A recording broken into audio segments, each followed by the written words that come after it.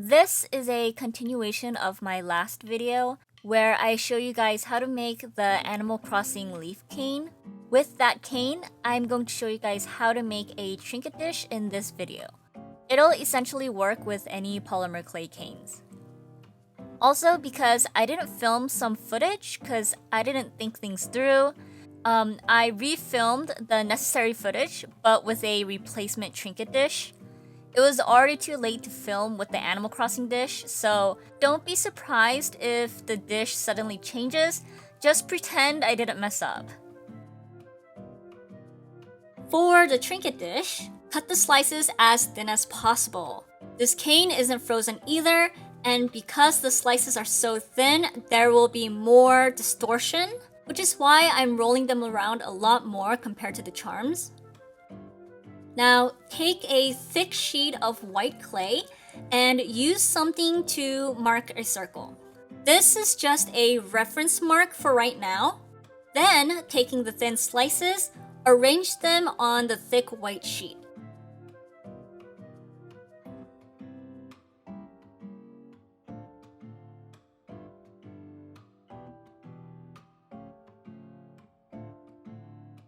And after you are finished, put parchment paper underneath so it doesn't stick to the table, and also parchment paper over it, and begin rolling. Flatten everything out.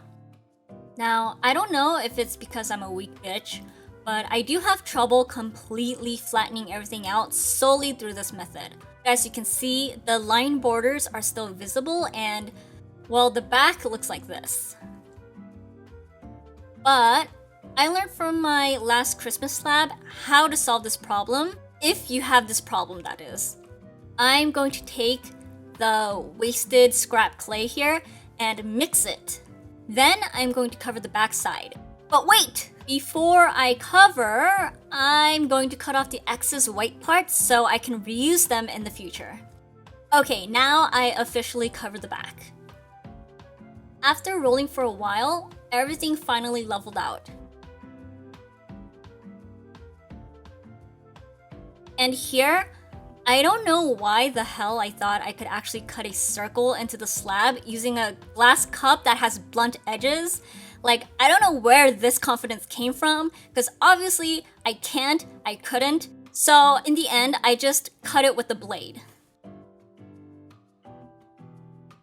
This part was very satisfying for me. Anyways, because of that indent left by the cup, I had to just cut it off too. The edges don't have to be perfect right now because they're going to be sanded later, but if you want to make it perfect, make it perfect. Taking a ceramic dish, I'm going to use it to shape the clay dish. Now the whole thing, including the ceramic dish, will be going into the oven, so make sure, please make sure it is oven safe. When it finishes baking, before it cools off completely, I'm going to use a cloth to carefully grab the clay dish. It is hot, so be careful. That's what the cloth is for. Leave the ceramic dish where it was. Just grab the clay dish, put it in the sink, and run it under cold water while simultaneously pressing down the center. I'm assuming there's like some air trapped in between the ceramic and the clay dish because sometimes the center of the clay will bulge up a little bit, but by pressing it down while it cools off, it'll solidify it in that shape. Now here I take one of my favorite tools, acetone and a cotton pad to wipe off the dust and dirt and to smooth out some texture of the surface. If you're good with sandpaper, you can definitely use sandpaper instead, but I use acetone because I have a fucked up shoulder/arm, and this just makes it easier and less painful for me. I attack some of the more stubborn dust with a Q-tip dipped in acetone. Then I sand the edges. I usually use one of those electric nail files, but mine, inconveniently, ran out of batteries, so I had no other option than to use sandpaper. And basically, your trinket dish is done. I took it one step further and coated it with UV resin. I know this video is a fucking mess, so I think I'll redo this tutorial again in the future to make it more cohesive, but I just wanted to put this video out ASAP because I didn't want to make you guys wait for this after I claimed it was going to be out yesterday. Anyways, I'm going to use UV resin to gloss the trinket tray. I like to use this brand specifically. And this is a little platform thing it's a box covered in foil that I like to use for my UV resin creations. The sides here have double-sided tape to hold the bowl in place so that it doesn't move around while I brush on the UV resin with a flat paintbrush. I like to start with the backside first. Put a glob of UV resin and roughly spread it out. You're gonna actually concentrate on the edges first.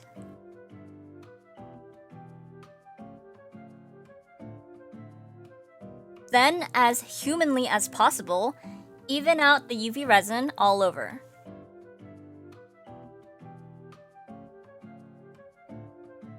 Taking my kitchen lighter, I'm going to pop all the bubbles on the surface. Just sweep the fire along and cure it in your UV lamp when you're done. This is what one finished layer looks like. I typically like to do 2 layers, so I'm gonna repeat what I just did exactly the same. You can definitely do more than 2 layers, as many layers as you need or as you would like. Just be careful not to miss a spot.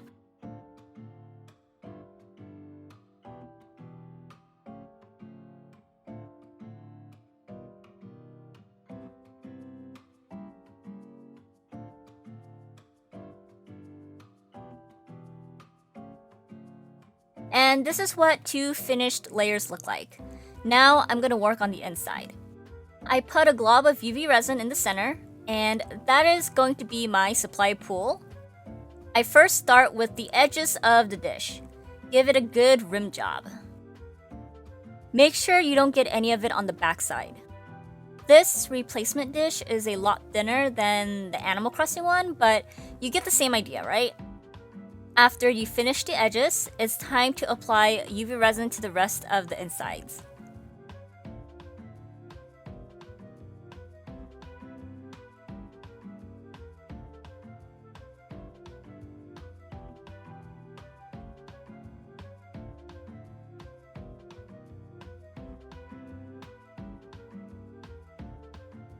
Pop the bubbles with the lighter and cure it. Here's one cured layer looks like. Gonna repeat all the steps again.